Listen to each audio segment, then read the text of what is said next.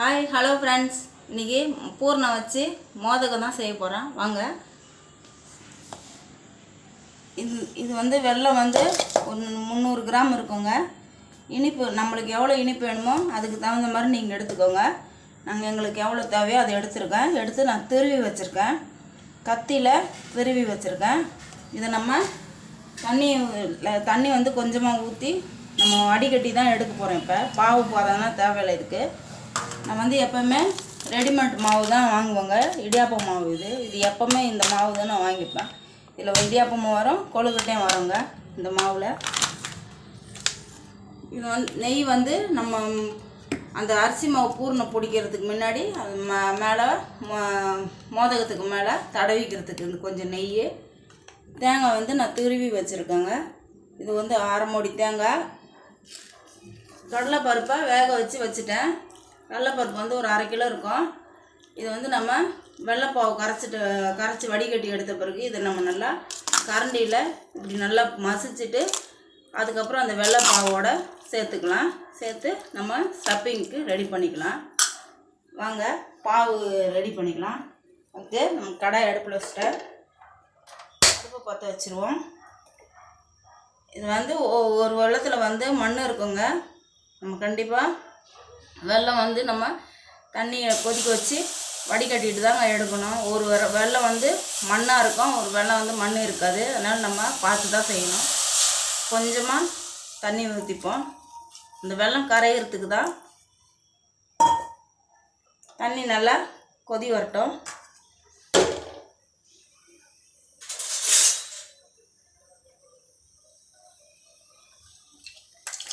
இந்த வெல்லத்தை துருவி வச்சுருக்கோம்ல அதை அதிலே போட்டுக்கலாம். போட்டு நம்ம இப்போ இதை கரைச்சிட்டு வடிகட்டி தான் எடுக்க போகிறோம். பாவு பாதம்லாம் இதுக்கு தேவை கிடையாது.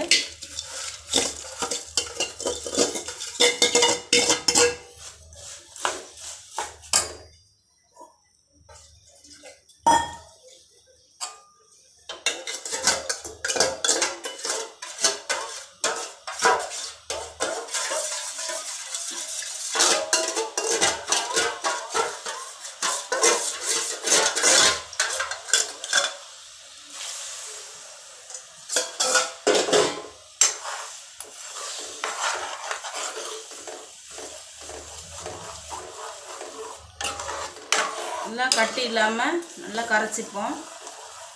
இன்றைக்கி நான் ஏன் இந்த கொழுக்கட்டை மோதகம் கொழுக்கட்டை செய்கிறேன்னா, அன்றைக்கி கிருஷ்ண ஜெயந்தி அன்றைக்கி சாமி கும்பிட்ட தேங்காய் இருந்துச்சு.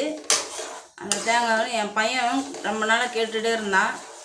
அவனுக்கு வந்து இந்த பூர்ணை வச்ச கொழுக்கட்டை வந்து அவனுக்கு ரொம்ப பிடிக்கும். அது கேட்டுகிட்டே இருந்தான். சரி தேங்காயும் இருக்குது, எல்லாமே இருக்குது, மாவு இருக்குது, வெல்லம் இருக்குது, எல்லாம் இருக்குது, செய்யலான்ட்டு சரி செஞ்சு அப்படியே ஒரு வீடியோவும் போட்டுடலான்ட்டு தாங்க செய்கிறேன்.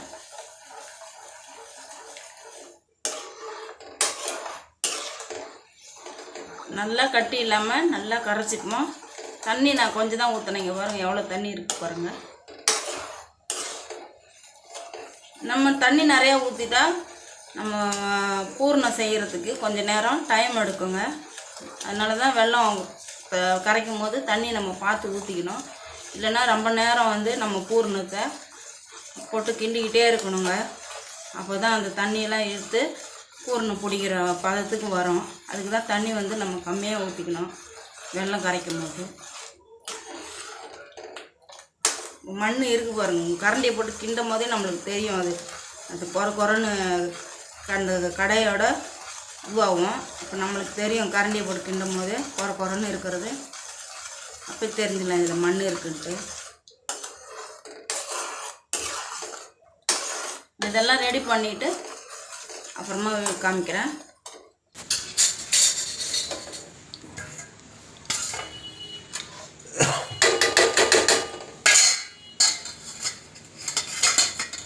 சக்கரை பாவை வடிகட்டி எடுத்துக்கலாம்.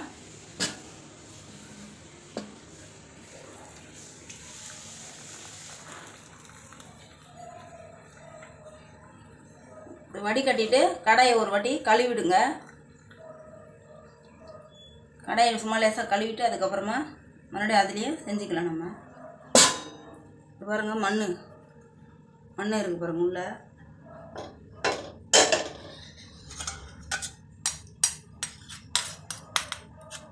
இந்த வடிகட்டிலே மண் இருக்கு பாருங்கள்.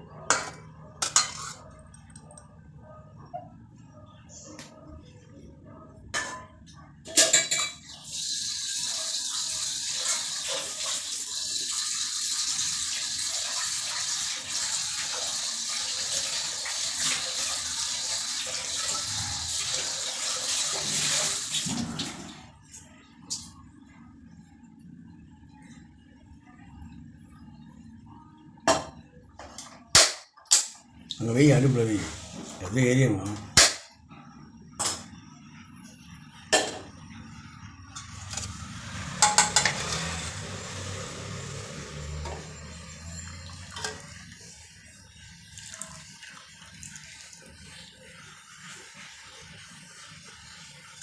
இது நல்லா கொதி வரட்டும்.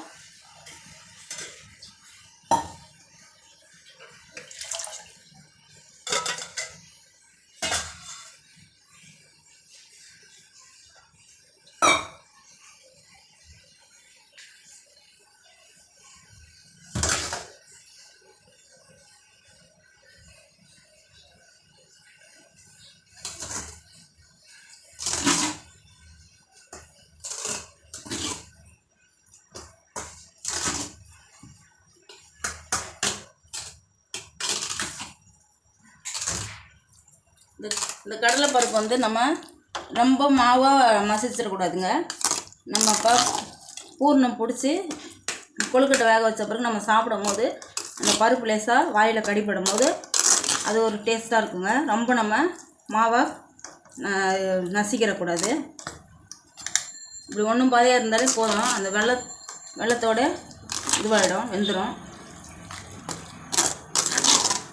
இது ஏற்கனவே வேக வச்ச பருப்பு தானே, அதனால் இன்னும் ரொம்ப நேரம் வேக விடணுன்ற இது கிடையாது. நல்லா கொதிக்குதாப்பா வெல்லம். கொஞ்சம் நல்லா கொஞ்சம் தண்ணி நல்லா கொஞ்சம் வத்தட்டங்க. அப்புறம் நம்ம இந்த கடலைப்பருப்பை போட்டுக்கலாம்.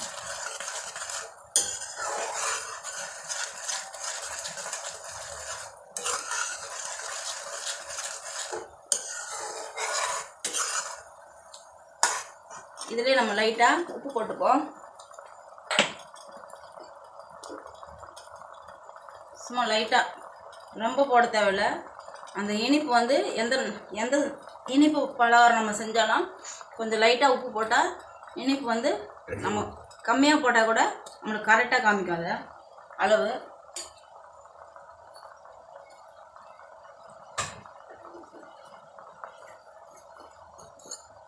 அது கூடவே ஒரு ஸ்பூனு ஏலக்காய் தூள் போட்டு மேலே கீரை தேங்காய் அடிக்கணும்.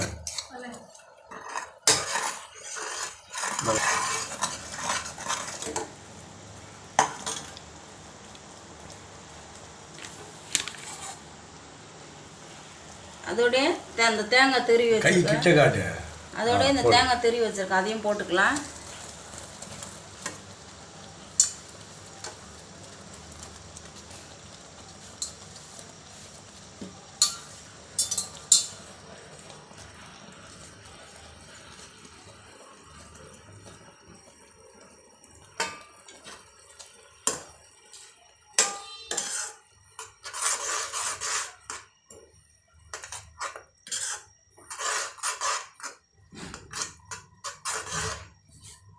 தட்டுக்கிறது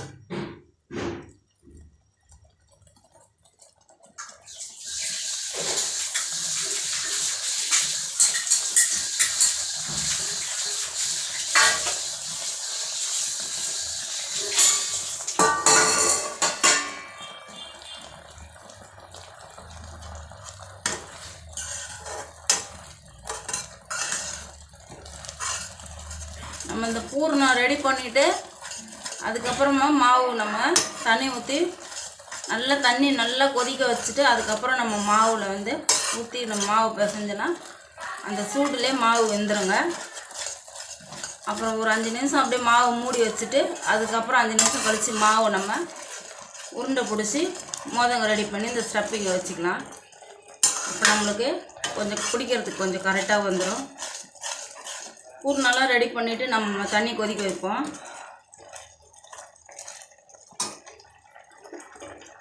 கூடவே இந்த கடலை பருப்பையும் போட்டுக்கலாம்.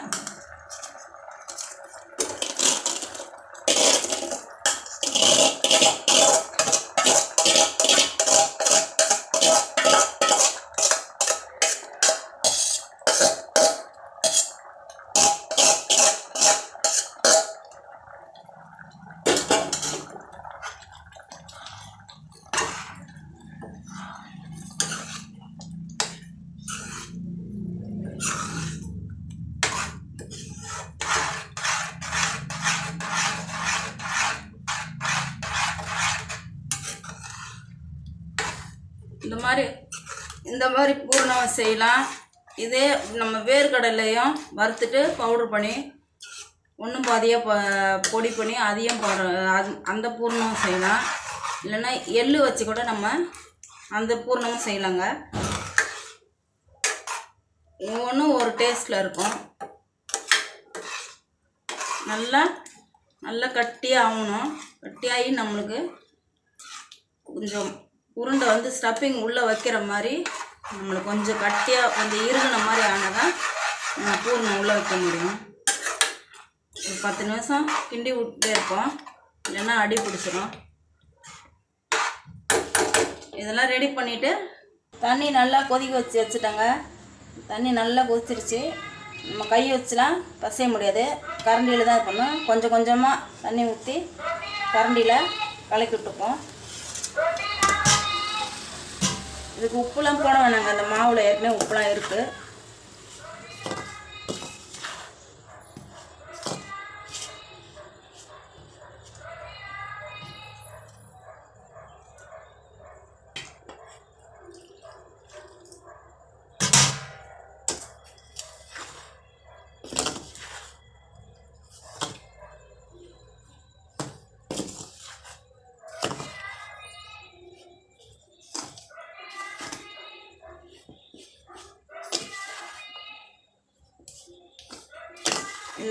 இது எப்படி இந்த மாவு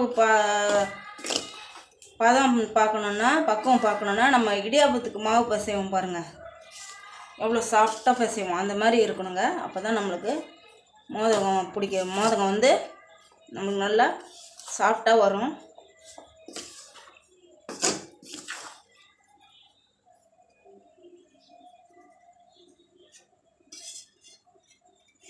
தண்ணி ஒரேடாக சேர்த்துடக்கூடாது, கொஞ்சம் கொஞ்சமாக தண்ணி ஊற்றி பிசையணும்.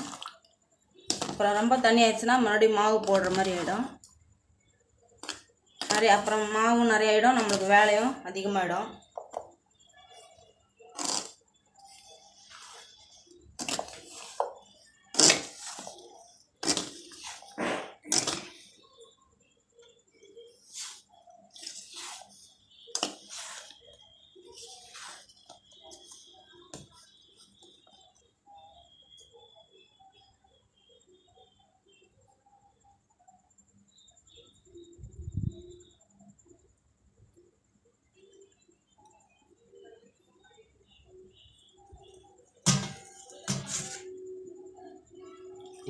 கொசு வர போடுது.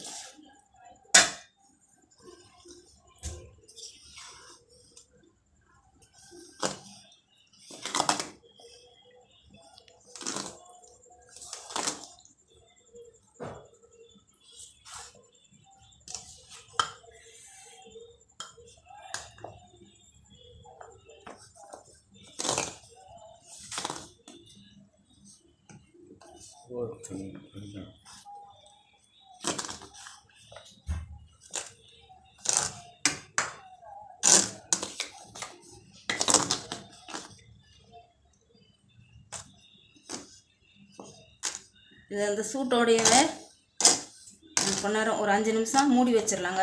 மாவு வெந்துடும். அப்புறம் கொஞ்சம் சூடு ஆறினோன்னே நம்ம கையை வச்சு பிசைஞ்சிக்கலாம். இப்போ சூடாக இருக்குது, நம்மளால் பிசைய முடியாது.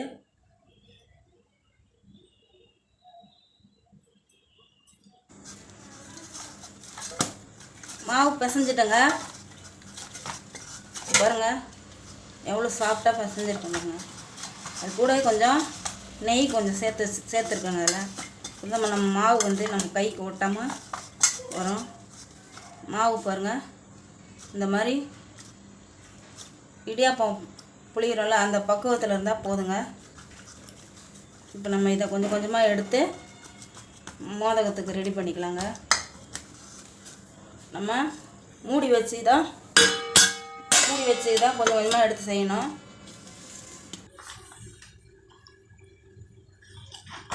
இந்த இலையை நான் கழுவிட்டு தான் வச்சுருக்கேன், இருந்தாலும் தொடச்சிப்போம்.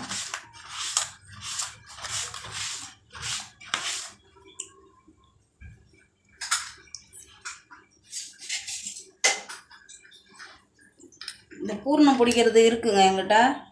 ஆனால் இது வந்து ரொம்ப சின்னதாக இருக்குது, ரொம்ப நேரம் செய்கிற மாதிரி இருக்கும். இந்த கொழுக்கட்டை செய்கிறதும் இருக்குது, இதுவும் இருக்குது. ஆனால் இது ரொம்ப சின்னதாக இருக்குது, ரொம்ப நேரம் எடுக்கும். அதனால நான் இலையில தான் போட்டு தட்டி தட்டி போட போகிறேன்.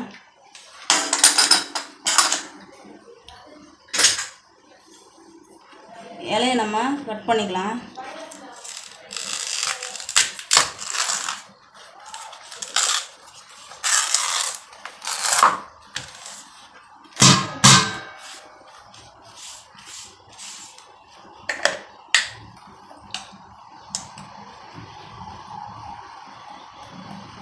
இந்த இலை மேலே லைட்டாக கொஞ்சம் நெய் சேர்த்துக்கலாங்க.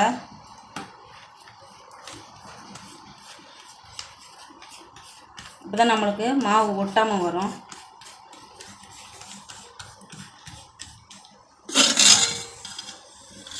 மாவை கொஞ்சமாக எடுத்துக்கலாம். கொஞ்சமாக எடுத்து அப்படி உருட்டிப்போம். உருட்டிட்டு ஃபஸ்ட்டு நடுவில் தான் ஃபஸ்ட்டு இப்படி பண்ணிடணுங்க. அதுக்கப்புறம்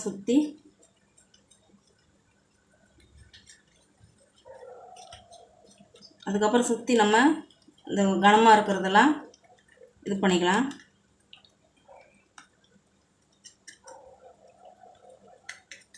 வேணும்னா நெய் இதில் தடவிக்கிட்டு இது பண்ணலாம்.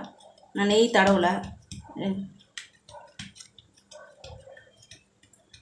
அவ்வளோதாங்க. இதில் வந்து நம்ம பூரணம் வச்சுக்கலாம்.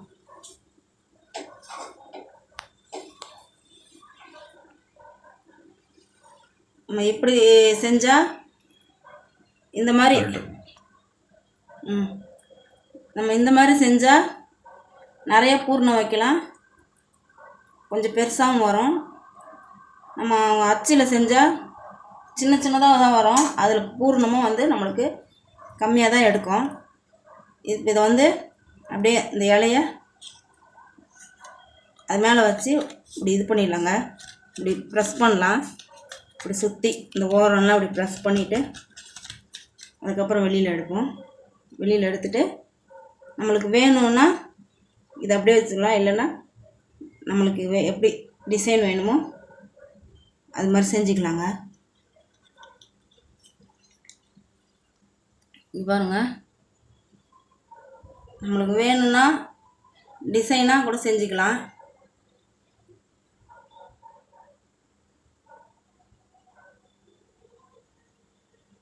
நாங்கள் சின்ன பிள்ளையாக இருக்கும் போதெல்லாம் எங்கள் ஆயா 2 கிலோ மாவு போட்டு செய்வாங்க.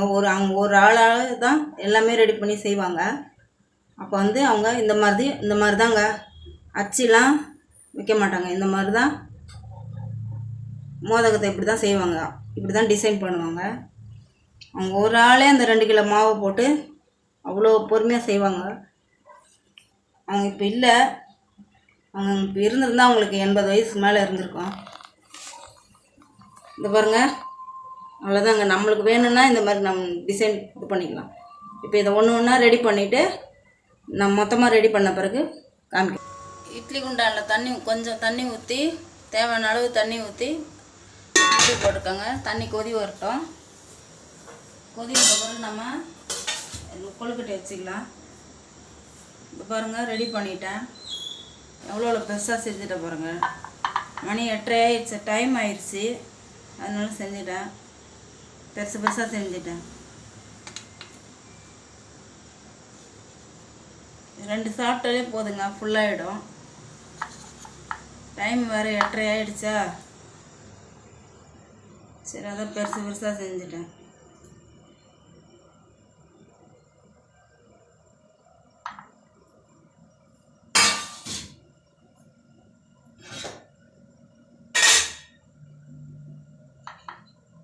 இது ஏற்கனவே வெந்த மாவு தான். இது ஏற்கனவே வெந்த மாவு தான், அதனால் ரொம்ப நேரம் வேக விட வேண்டாம். ஒரு 10 நிமிஷம் வெந்தாலே போதும்.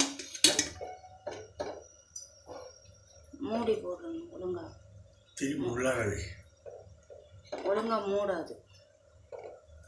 மூடி வெளில தான் வருது. ஒன்று உள்ளே மூடி செட் ஆகும், இது வெளில தான். அதான் ஒரு 10 நிமிஷம் வேகட்டும். நம்ம அதுக்குள்ளே அடுத்தது ரெடி பண்ணிக்கலாம்.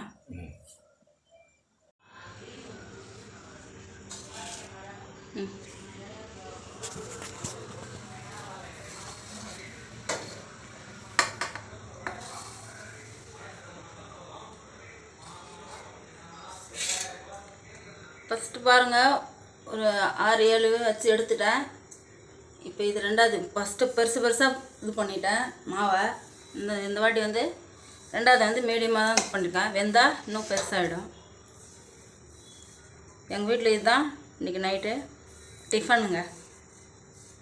டைம் ஆயிடுச்சு, அதனால் இதையே சாப்பிட்டுக்கலான்ட்டு இருக்கிறோம். இதே ஆளுக்கு 2 சாப்பிட்டுட்டு ஒரு டம்ளர் பாலை குடிச்சிட்டு போகலாமா. அவ்வளோதாங்க, டைம் ஆயிடுச்சு. மணி 9 ஆயிடுச்சு. அவ்வளோதாங்க. இது ஒரு 10 நிமிஷம் வேகட்டும்.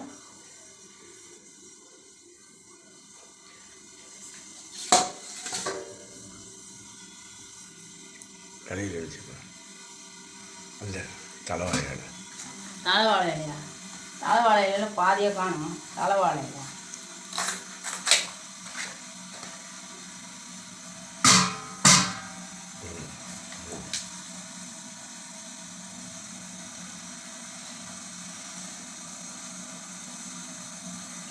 பாருங்க. எவ்வளோ சாஃப்டாக வந்திருக்கு பாருங்க.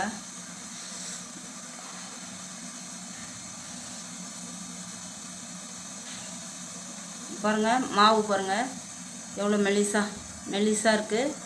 அவ்வளோ சாஃப்டாக இருக்குங்க. அப்படியே பிக்கும் போது பாருங்கள் எவ்வளோ சாஃப்டாக இதுவாகுது பாருங்கள். இதை என் பையன்கிட்ட கொடுத்து சூடாக இருக்குது, சூடாகணுன்னே என் பையனை கொடுத்து சாப்பிட வைக்கிறேன்.